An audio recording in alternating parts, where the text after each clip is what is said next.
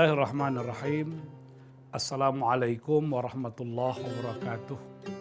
Alhamdulillahirabbil alamin wa bihi nasta'in ala umuri dunya waddin. Wassalatu wassalamu ala asyrafil anbiya'i wal mursalin sayyidina wa maulana Muhammadin wa ala alihi wa ashabihi rasulillahi ajma'in. Amma ba'd. Pemirsa Dai TV di mana saja Anda berada, soimin dan soimat, syukur alhamdulillah kita bertemu di acara Harmoni Ramadan dan kita gunakan kesempatan yang baik ini, kesempatan di mana spiritualitas kita sedang naik, kita mendekat kepada Allah, kita juga mencoba mengkaji persoalan yang kita hadapi dalam kehidupan ini. Tema kita kali ini bicara tentang cemas, stres, depresi. Bagaimana agama membantu kita? Bagaimana agama memberikan jawaban supaya kita bisa keluar dari problem-problem seperti ini? Kalau kita lihat di dalam beberapa literatur, persoalan cemas, stres, atau sering disebut dengan galau, ada kekhawatiran atau gejala emosional lainnya, itu memang berangkat dari problem-problem emosi dan cara kita merespon sesuatu yang di luar diri kita. Ada yang menarik kalau kita merujuk ke belakang. Kita berada di bulan Ramadan, sebelumnya kita telah lewati Sya'ban, sebelumnya kita juga sudah berada di bulan Rajab. Sebenarnya pada peristiwa Rajab itu ada sesuatu yang menarik sebenarnya. Bagaimana Allah mengajarkan kita untuk keluar dari problem-problem kehidupan kita. Jadi cerita Rajab yang kita bungkus dengan Isra dan Mi'raj itu bukan hanya sholat. Sholat itu kan sesungguhnya kita sebut hilirnya gitu. Tapi hulunya itu Allah mengajarkan kita bagaimana kita keluar dari problem-problem hidup kita. Kita lihat Rasulullah SAW, sang Nabi saja.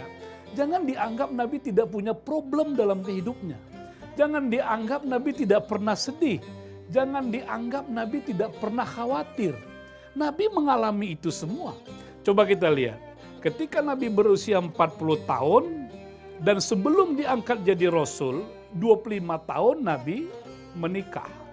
Sebelum 25 tahun, kira-kira 20 sampai 25 tahun lebih kurang, Nabi sebagai pedagang. Di bawah itu, Nabi adalah anak-anak, lalu menjelma menjadi remaja, menjelma menjadi pemuda, yang disenangi, yang disukai oleh bangsa Arab. Tidak ada orang yang membenci Muhammad kala itu. Akhlaknya bagus, etikanya bagus, perilakunya bagus. Semua orang suka kepada Muhammad. Bahkan Muhammad yang kala itu belum diangkat menjadi Rasul, mampu menyelesaikan problem besar yang hampir saja terjadi pertumpahan darah. Bagaimana suku-suku di Arab kala itu berebut untuk mengambil Hajarul Aswad dan meletakkannya di tempatnya semula. Karena Ka'bah saat itu mengalami masalah karena banjir, terlepaslah posisi batu itu dari tempatnya semula. Siapa yang berhasil mengangkat batu itu, meletakkannya ke tempat semula, itu adalah satu kemuliaan. Tapi karena mereka semua ingin mendapatkan kemuliaan, hampir saja terjadi peperangan, pertumpahan darah. Lalu Nabi memberikan jalan keluar yang kala itu Muhammad masih muda. Dia minta semacam selendang, semacam kain, masing-masing suku memegang pucuk-pucuknya ini. Lalu Nabi sendiri yang mengangkat batu itu dan meletakkannya. Tidak ada setetes darah pun yang tumpah kala itu. Semua orang sayang, suka kepada Muhammad kala itu. Tapi setelah diangkat jadi Rasul, Nabi dakwah mulailah banyak orang tidak suka. Banyak orang yang memusuhi. Muhammad Rasulullah kala itu seperti common enemy, musuh bersama. Abu Jahal, Abu Lahab, paman-pamannya yang selama ini sayang kepadanya berubah.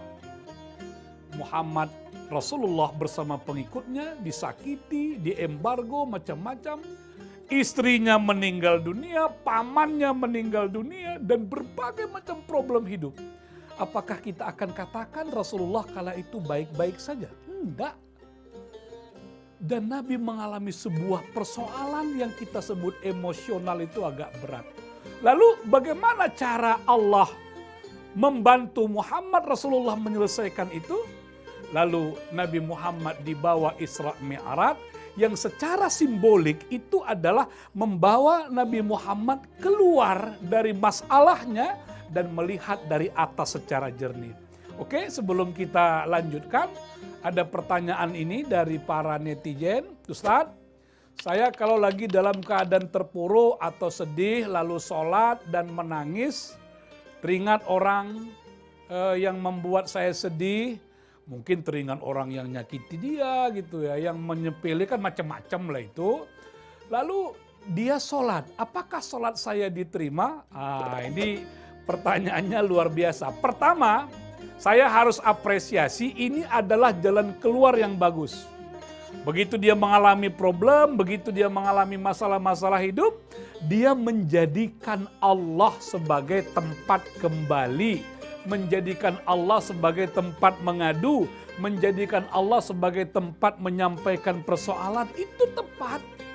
Karena kalau kita menyampaikan masalah hidup kita kepada orang, kita curhat kandas, ya curhat kandas istilah medannya itu, kepada orang, oke lah selama kita bersahabat, mungkin dia jaga rahasia kita. Tapi begitu kita punya masalah, kita punya problem dengan dia, rahasia yang sudah kita bongkar itu bisa bocor juga kan. Tambah stres lagi, tambah susah lagi. Tapi kalau mengadu kepada Allah, itu boleh. Itu sangat bagus. Itu. Lalu ketika dia dalam sholat, ya kita bisa ingat apapun. Nah ini saya harus katakan ya, gimana orang yang sholatnya khusyuk? Khusyuk itu bukan gak ingat apa-apa, itu namanya pingsan. Jadi orang yang sholat itu, dia tetap ingat apapun, bahkan muncul orang yang nyakiti dia bisa hadir, orang yang mengecewakan dia bisa hadir. Coba para pemirsa Dai TV yang dirahmati Allah, kira-kira cari dompet hilang, cari kunci hilang, itu yang paling enak di mana waktu mencarinya? Pas sholat. Nanti ada aja bisikan yang mengatakan, oh kuncinya di sini. Itu kerjaan setan. Maksud saya, kalau kita lagi sholat, kita teringat orang yang menyakiti kita dan segala macam, itu biasa saja. Itu bisa saja terjadi. Tapi jangan larut di situ, jangan larut. Jangan kita langsung memori kita berjalan ke belakang, oh iya dulu dia waktu begini. Enggak, langsung kembalikan lagi fokus. Jadi khusyuk itu orang yang fokus dalam sholatnya, dia hanya menuju Allah, berkomunikasi dengan Allah, lalu dia teringat dengan masalah hidup, dia kembalikan lagi untuk fokus kepada Allah, sholatnya insya Allah tetap diterima oleh Allah, karena dalam sholat itulah dia sesungguhnya mengadukan persoalannya. Wasta'inu bisobri wassalah. Justru sholat itu nanti yang akan mengembalikan kita pada titik awal kita, kembali mampu mengendalikan emosi, mampu mengendalikan rasa. Itu ya jawabannya ya para netizen, makasih banyak pertanyaannya. Saya lanjutkan. Jadi ketika Allah membawa Nabi Isra itu adalah bagaimana Nabi dibawa Allah keluar dari masalah. Yang pertama, kalau kita punya masalah, gak ada orang yang hidup tanpa masalah. Masalah itu selalu hadir, selalu datang, nggak kita minta dia datang, walaupun terkadang ada juga masalah yang kita buat sendiri. Kita buat sendiri, apalagi yang nggak kita buat juga bisa datang kepada kita, nggak bisa ditolak. Maka bagaimana mengatasinya? Kita harus keluar dari masalah. Di sini ada firman Allah pada surah At-Tolak yang menurut saya luar biasa. Wa may yattaqillah yaj'al lahu makhraja wa yarzuqhu min haitsu la yahtasib. Bertakwalah kamu kepada Allah dan Allah akan memberi kepadamu jalan keluar yang tidak engkau jalan keluar terhadap masalah hidupmu, dan Allah akan memberi rezeki dari jalan yang tidak disangka-sangka. Intinya masalah itu ada, problem itu ada yang membuat kita tertekan, stres, malah tingkat yang lebih berat, depresi, berpengaruh pada jiwa, pada fisik dan semuanya. Dan kita harus menyelesaikannya dengan meminta bantuan Allah Subhanahu wa taala. Sampai di sini dulu, kita akan lihat pesan-pesan berikut ini.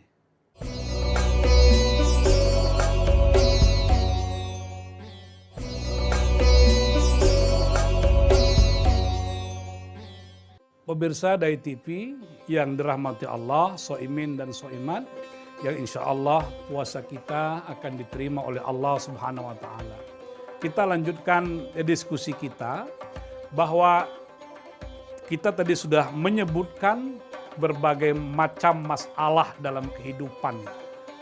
Jangankan yang orang sudah dewasa, remaja, pemuda, anak-anak juga punya masalah.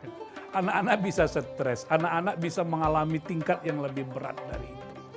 Jadi mungkin kata kunci yang mau saya sampaikan, kita perlu berdamai dengan problem kehidupan kita. Makna berdamai apa? Memahami masalah itu penting. Yang menyebabkan kita tadi stres, apa yang menyebabkan kita mengalami tekanan-tekanan dalam hidup? Bisa jadi beban kerja kita 100 ditugaskan kepada kita, kemampuan kita 75. Jadi ini membuat sesuatu itu semakin sulit. Kita punya waktu yang amat singkat, tapi harus menyelesaikan persoalan ini. Itu misalnya dalam pekerjaan, dalam relasi-relasi sosial kita dengan orang tua. Kadang-kadang orang tua kita punya harapan yang seperti ini, kita nggak bisa jawab. Atau kita sendiri punya harapan, kemampuan kita juga tidak bisa menyelesaikan itu. Mungkin kita bisa membuat daftar itu. Para pemirsa, para anak-anak muda, para remaja, para netizen, bolehlah mengurut, bolehlah melis. Apa sebenarnya yang kerap kali membuat kita stres, yang membuat kita itu berat, malah tingkat yang lebih parah kita mengalami depresi.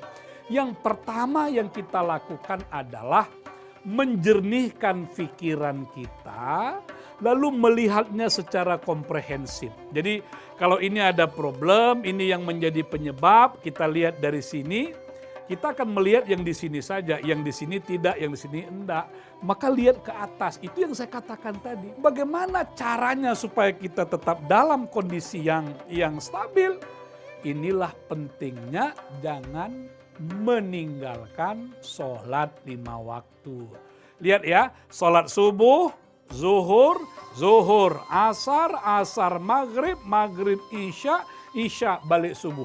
Kalau ini ditangkap makna waktu-waktu ini, kita tidak akan pernah lepas dari orbit Allah Subhanahu wa taala. Kalau sholatnya 5 waktu full. Baik, ada lagi pertanyaan dari netizen ini, kita baca dulu, kita dengarkan dulu. Seberapa besar peran sholat dalam menenteramkan jiwa saat stres atau depresi? Nah, kalau tadi sudah saya sebutkan dalilnya, Al-Quran menyebut ya begini, kalau kajian tafsirnya, sholat yang bagaimana yang membantu kita, ya, membantu kita dalam kondisi yang tentram, itu ada 2 kan dalam Quran itu. Ada kata sholat yang tidak diawali oleh kata akimu, yukimu, atau akimi. Misalnya, fawailul lil musallin, itu ya. Misalnya ada ayat lain, wasalli alaihim. Ada ayat lagi, innallaha wa malaikatahu. Kalau ada kata sholat, maknanya bisa sholat, bisa doa, bisa sholawat. Kalau tidak ada akimunya, itu umumnya sholat yang dikerjakan asal jadi. Sholat yang dikerjakan asal selesai. Tuh. Tapi kalau ada akimi, diawali oleh kata yukimu misalnya, itu adalah orang yang mengerjakan sholat dengan baik dan sempurna. Jadi kalau netizen bertanya, sholat yang bagaimana yang bisa menenteramkan jiwa, bisa menekan stres kita atau mengeluarkan kita dari depresi itu? Jawabannya adalah sholat yang dikerjakan dengan baik dan sempurna. Apa makna baik dan sempurna? Dalam tafsir itu dua. Aswabuha wa akhlasuha. Kerjakan dengan benar, maka sholat membutuhkan ilmu. Saya selalu kasih contoh sederhana, tetangga kita punya rembutan yang manis. Ini cerita orang Medan ya, rembutan di Binjai, manis rembutan itu. Tapi dia belum ada isyarat mau ngasih kita kasih pancingan kecil. Apa pancingannya? Mau berbuka ini, kita kasihlah dia pisang barangan yang bagus. Supaya nanti dia balas dengan rembutan. 1 hari, 2 hari, 3 hari nggak nyampe juga rembutannya dengan kita. Kita jadi kecewa, jadi nggak enak juga. Wah, ini mau berbuka, sering ngasih kue kepada tetangga, sering ngasih bubur, sering ngasih anyang. Karena memang itu pahalanya besar. Tapi orang yang kita beri nggak membalas pemberian kita. Kecewa nggak? Sedih nggak? Ya itu, kenapa? Kita berharap balasan itu dari orang lain. Jangan mengharap balasan dari manusia lain, siapapun itu akan mengecewakan kita. Tapi biarkan Allah membalas kebaikan kita dengan caranya. Itu aswabuha. Yang kedua, akhlasuha. Salat yang menenteramkan, salat yang membebaskan kita dari stres dan depresi, itu adalah salat yang paling ikhlas. Akhlasuha. Jadi para netizen, soimin dan soimat, ikhlas itu dia bertingkat-tingkat, ada skalanya juga kalau mau kita buat begitu ya. 5 ke bawah ini kurang ikhlas, 5 ke atas ikhlas, sangat ikhlas, sangat ikhlas, pokoknya begitulah. Ada lapisannya. Semakin ikhlas orang sholat, semakin mampu ia mengendalikan jiwanya. Baik, kita lanjutkan setelah pesan-pesan berikut ini.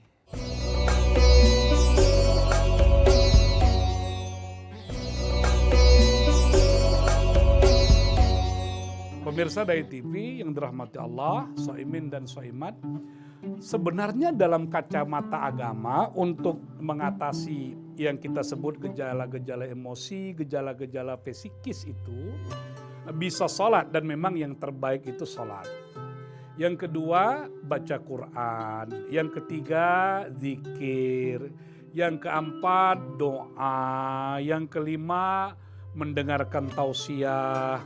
Bisa jadi dalam hidup ini kita terlalu sibuk, kita terlalu mengejar ambisi, kita terlalu berharap sesuatu yang amat besar, yang kita merasa yakin itu bisa kita peroleh. Kita habiskan waktu untuk bekerja atau banyak berbicara, sehingga tidak ada ruang yang senyap itu.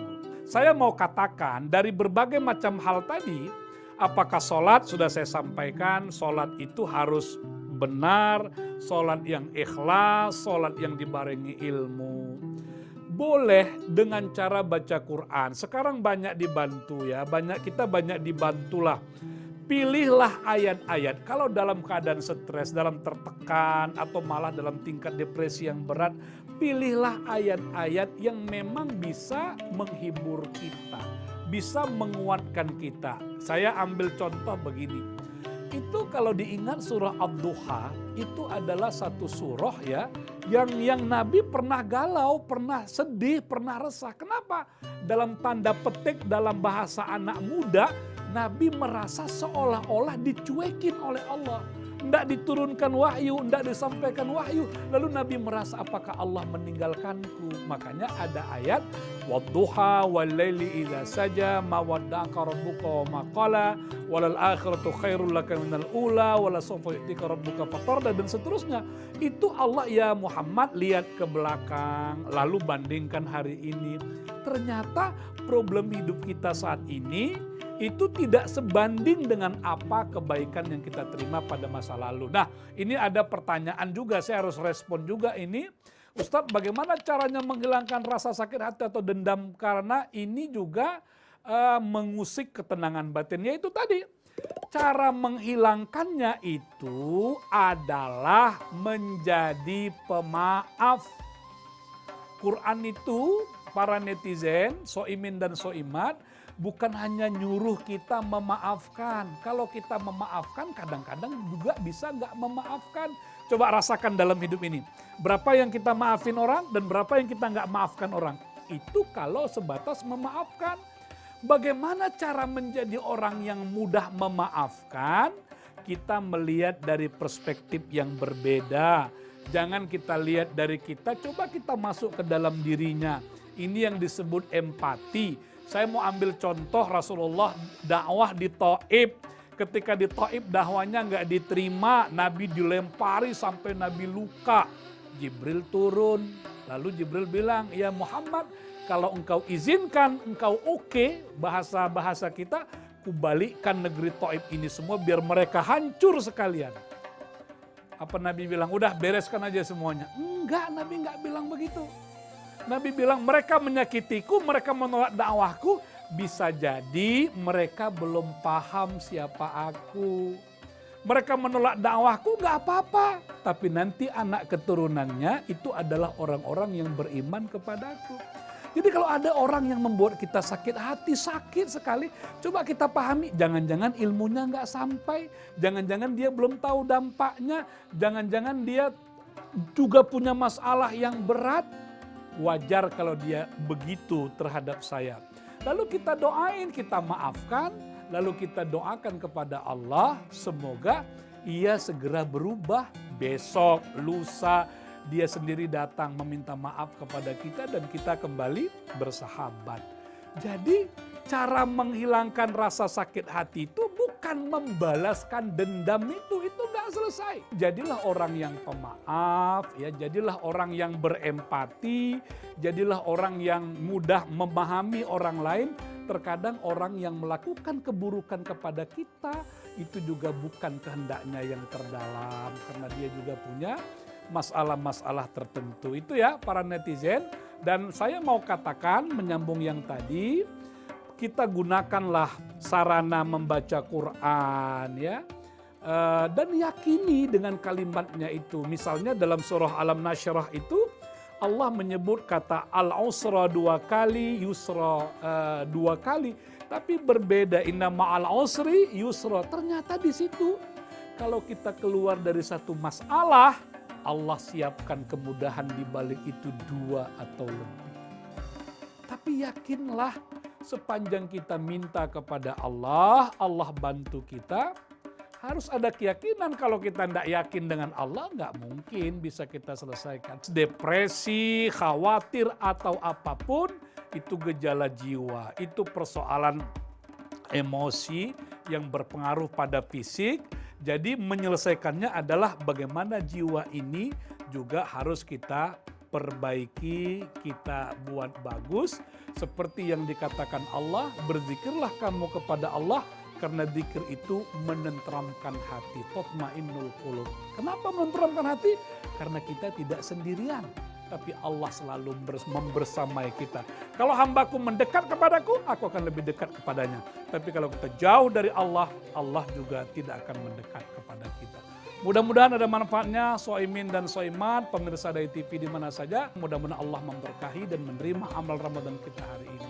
Billahi taufiq hidayah. Assalamualaikum warahmatullahi wabarakatuh.